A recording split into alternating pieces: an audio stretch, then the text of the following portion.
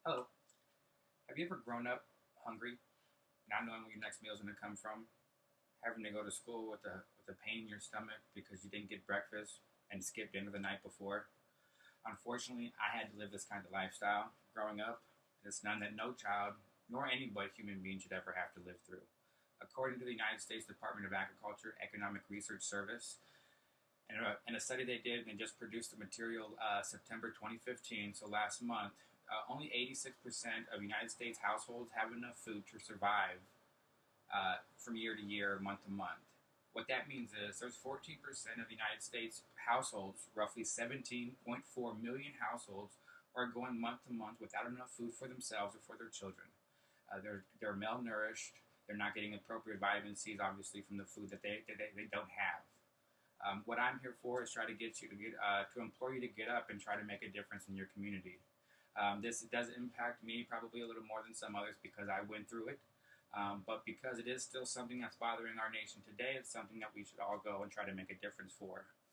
What I did was I did the San Diego Food Bank, which was founded in 1973. They're located here in San Diego, California. What the food bank does is they get food distributed from all over the place, from local farmer markets, grocery stores, major chains, and all of its donations to them. It's sent to their warehouse here off of Miramar Road.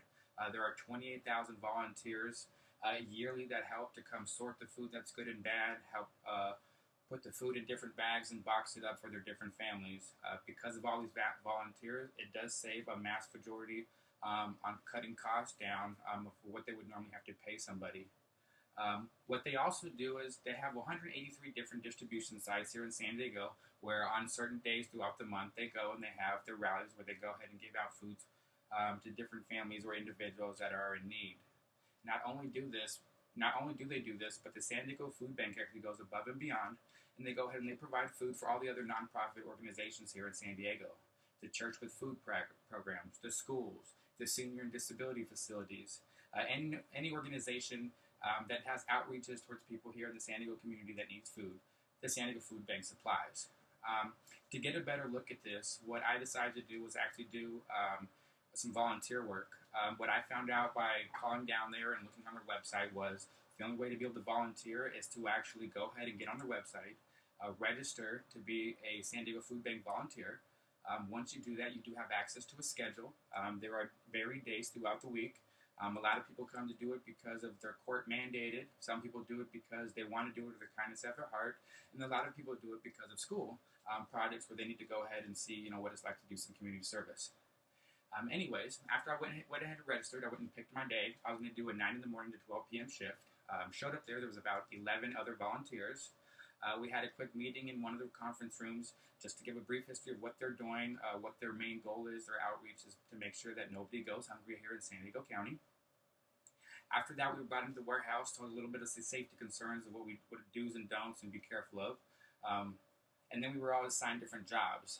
Me and one other gentleman, what we did was we weighed out 1 pound bags of rice, put them in plastic bags, labeled them, and put them from one container to the next container for about 2.5 hours. Very tedious work, like I said, in a hot and dusty warehouse. But like I said, it was done by volunteers, and I'm not the only person. There's people that do it every day.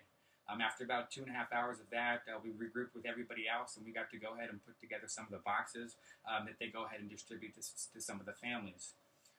There's a big sense of peace doing this for me because now, 25 years later, after growing up hungry, being one of the families that would be standing in line to get this food, I get to go turn around and be one of the ones that help getting prepared for the next family to go ahead and eat.